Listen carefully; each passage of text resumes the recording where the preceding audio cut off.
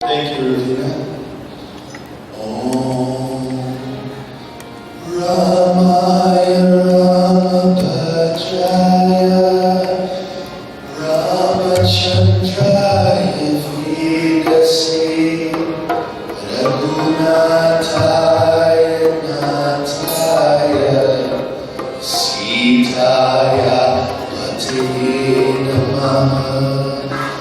Ramaya Ramabhajaya Ramachandraya Vedasi Raghunathaya Nathaya Sitaya Patine Namaha. Sitaya Patine Namaha. My dear friends, there are many classic Hindu scriptures in this world. When we look at the Vedas, we have the Rig Veda, the oldest scripture in the world, the oldest book of mankind, and in the library, compared to any other scripture. This is the first thoughts and sound of God. This is where the Om vibration began and was created, right there in the Rig Veda. We also have the Sam Veda, the Atur Veda, the Yajur Veda, before Veda. And the last section of the Veda is the philosophical portion of the Upanishads. And in this Upanishads, we have the true philosophy of consciousness. And we also have our Smritis and Puranas, which some are very popular. The Bhagavad Purana is very popular in this world, which shows the birth of Lord Krishna and tells the story of his life and his holy acts, destroying evil and preserving righteousness. And that is what we have in all our scriptures. And then there's the most popular book in all of the Caribbean, where our ancestors migrated from India and went to the West Indies. And that is the Ramacharitamanus, which means the holy lake of spirituality and spiritual acts of Sri Ram. In this holy lake, we see him coming down as a baby in the Balkan, showing us how to live as a child, and being a hero to all of mankind. And in this, we see that the holy acts, which is what the Ramacharitamanus represents, is not something we can just read a few chapais and make a meaning and then throw away. It's something that we have to digest and analyze, because Sri Ram was the perfect father, the perfect son, the perfect husband, the perfect leader, the perfect king. And all of these characters represent godliness. And they show us that they could have destroyed evil right away. Because if God is infinite, God is flawless, God is everything in this world, omniscient and omnipresent, Ram could have just come into the world and killed Rama right away with his bow and arrow. But instead, he wanted to show us how you treat a woman, how you treat your children, how you treat your own people when you have a responsibility of being a leader. So that is why we have all these stories leading up to the Ramayana. And even every character in the Ramayana serves a purpose.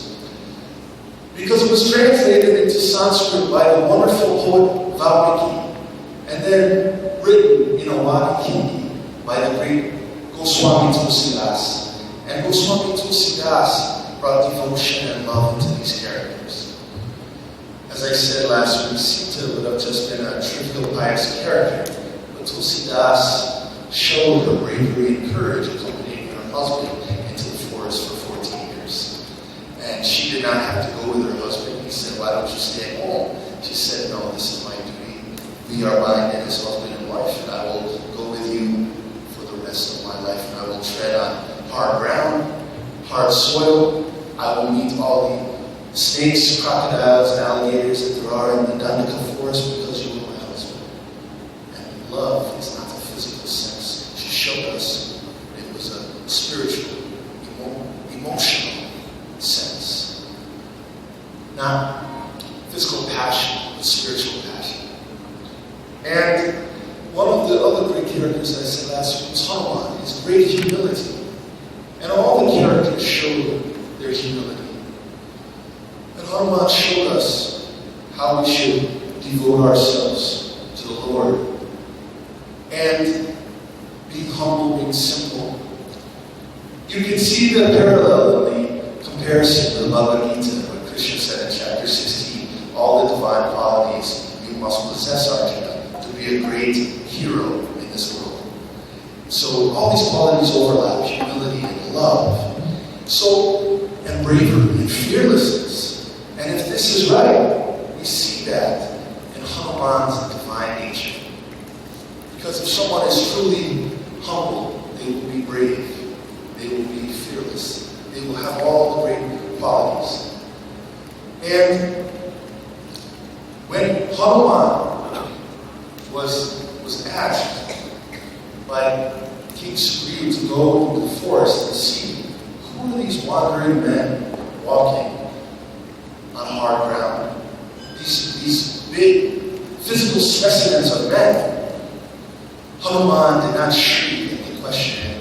He did not even ask twice. He did his duty to go into the forest and see these two men approaching him. So Hanuman showed us a great amount of courage to do that. And humility. He did not say to his leader, well, why don't you do it? You're so strong, you're so big and bad, why don't you do it? Because the leader, who was a coward, by the way, still had no guts to do it. But Hanuman didn't want to even be getting into an argument. He wanted to rest the mind of all his devotees and all the people at that time. So he went out to meet who these two men were. And when he walked out into the forest, he said, who are you two heroes wandering in this forest? He used the word heroes, brave men wandering on hard ground. And he shows that the respect that he had for these two individuals, not only he was courageous, but he went the positive route. He could have questioned them and interrogated them and accused them of trying to spy out Sugriva's secrets as the leader, because Sugriva thought that it was his evil brother Bali coming back to destroy him. But Hanuman went out there and he said, treading the hard ground, one fair and one dark of complexion. Who are you, heroes? Treading this hard ground. Are you God in itself? Or are you the three incarnations of the Lord? His questions were simple, straightforward, and showed that he did not need to interrogate God, but he just had to do his duty. He also showed us that you have to stand alone sometimes in this world. A lot of times when we want to be moral, everybody is against us. All our friends, even our family, turn on us. And the great Swami Vivekananda said, what do you do when your wife leaves you and your children turn on you? How many men would stand up to do the right thing? And he said that in his great complete works which were written. And he delivered that in one of his speeches as well. So Hanuman did not shoot. And when he realized that Ram did not recognize him right away, he was sad. Because he was a devotee of God, even though he was the incarnation of Lord Shiva. And it hurt him so much, but still, he wanted to do his duty. And he wanted to rest in the bosom and in the ease of this great Lord. And he knew Ram was the Lord. And he realized he might be tested. But in life we are tested sometimes when we have a death in our family or something goes terribly wrong. Someone might get laid off from their job and not have any money to feed their family. And Hanuman says here to be strong, but also to pray in a humble and sincere way, not with pomposity. And that's exactly what he did. And he showed us there that he truly understood the Lord. And as a wonderful servant, he showed us that sometimes you have to go a positive way, even if somebody is very rude to you. You see that in our Hindu culture. When he was all alone and lost all, his best friend in the world, he could still utter these wonderful words. And Tulsidas puts it wonderfully, Chapai. Ram, Sri Ram, Sri Ram, Jai Jai Ram. Ram, Sri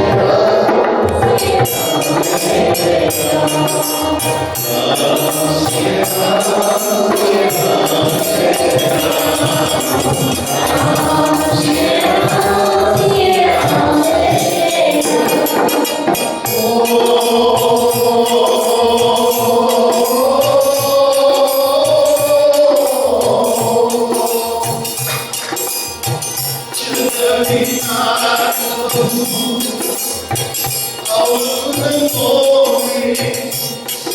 Sri Ram, Jai Jai Ram.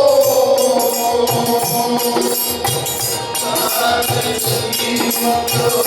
Sri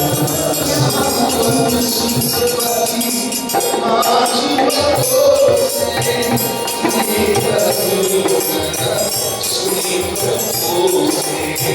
Ram, Sri Ram, Sri Ram, Jai Jai Ram.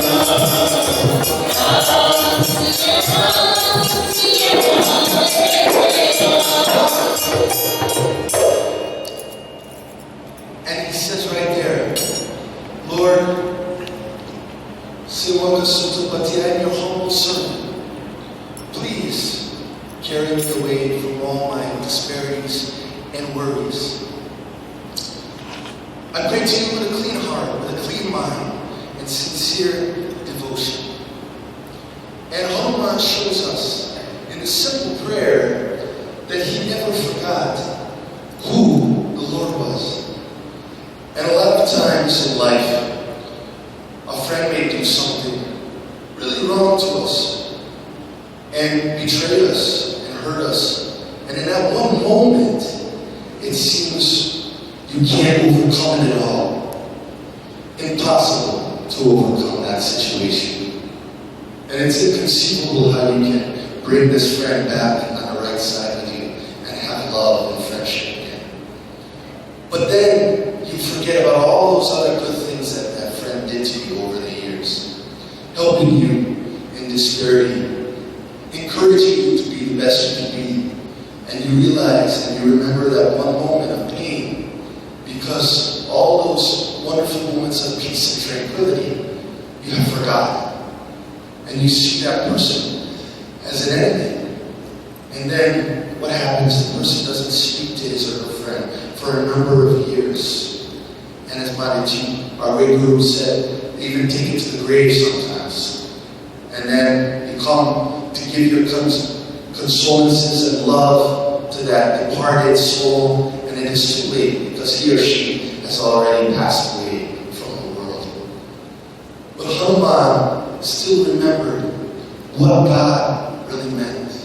As I said last week, Apayani Bhakti, that everlasting, imperishable, permanent joy that gave him the strength to ask for that only one thing, more love and more devotion. So Hanuman shows us how to perform puja, how to perform hawa with a clean, focused mind and a clean heart, because you have to have a clean mind and heart. Because in our scriptures we believe thought, word, and deed.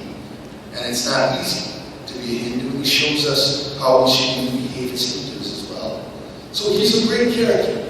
And Tulsidas showed us in this spiritual lake, the Ramacharamanas says, the holy lake of Sri Ram, all these characters. It was like a Wizard of Oz journey for Sri Ram to go rescue his wife. He could have done it right away, meeting Yuha and Sauri and all these characters.